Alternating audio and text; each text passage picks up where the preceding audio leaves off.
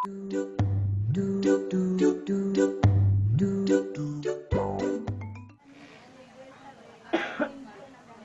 buringa ron ay. Tara, ngating ta. Duwa ka katagduta. Sige, tara. Tara.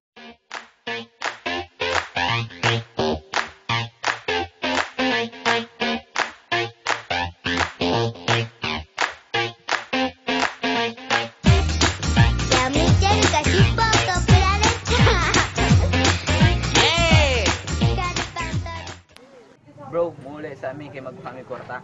Oh, sige. Sige. Sige. Sige, tara. Bye-bye. Ay, bayad na extra. Na, ay. Mahala. Atay, ubo, ay. Mahala.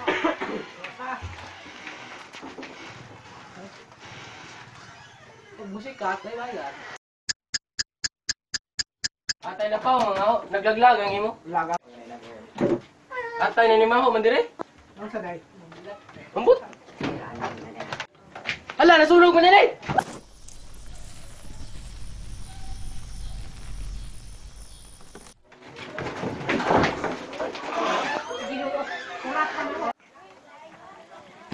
Hoy, pagtawag ng pulis. Extra, manggod. Uy, bumbiro manggod. Ha, naunsa mo? Nasunog manggod ang computer shop. Tawag mo bumbiro. Sige, pagtawag na. Hello. Hello, sir. Nay nasunog diri nga computer shop sa Hingatunggan National High School. Kailangan na mugtabang.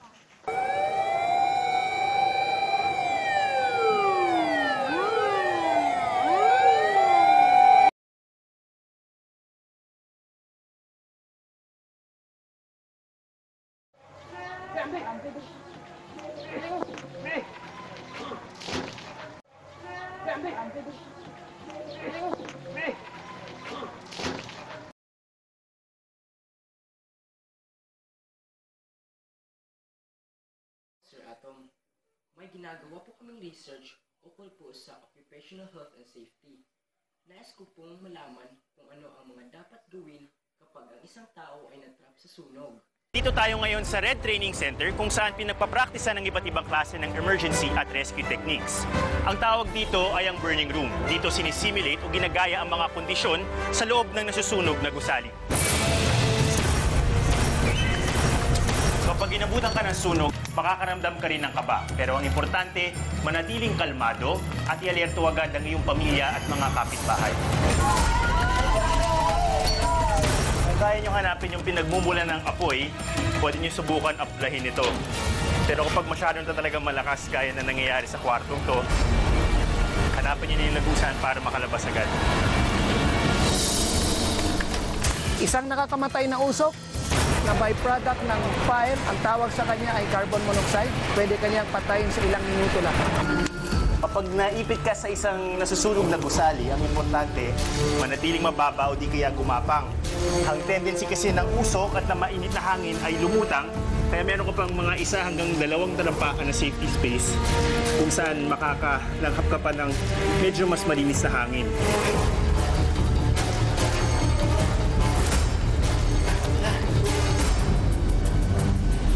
Minsan malalagay kayo sa ganitong sitwasyon kapag malakas na yung apoy at wala ka ng ibang mapuntahan, maiipit ka sa isang mataas na lugar.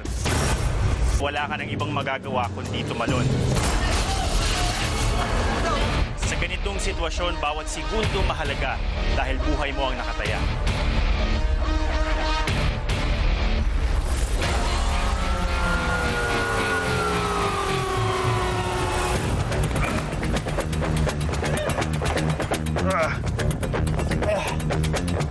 Ayun, so medyo kung siniswerte ka at mabilis naka-respond yung mga bumbero, pwede kang lumanding sa ganito, ang tawag dyan, isang airbag.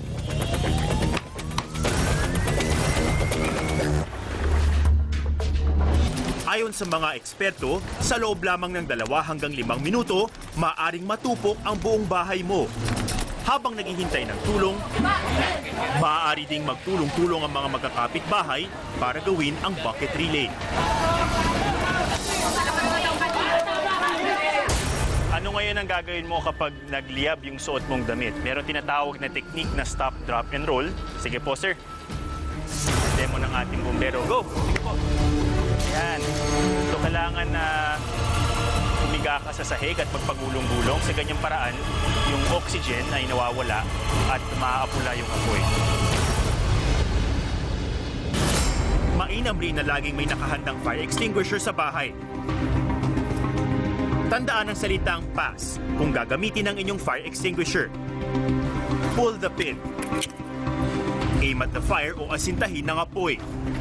Squeeze the lever above the handle o pisilin ang hawakan. At sweep from side to side o iwas-iwas ang hose ng pakanan at pakaliwa para siguradong maapula ang apoy.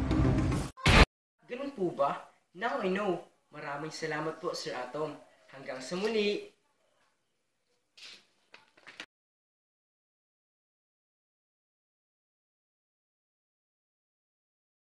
Hi, I'm Trojan Maynio Marpuri. Hi, I'm Bjorn Joseph Orias. Hi, I'm Joseph Tiveloy. Hi, I'm Sean Philip Tan. Hi, I'm Iverson P. Cortizo.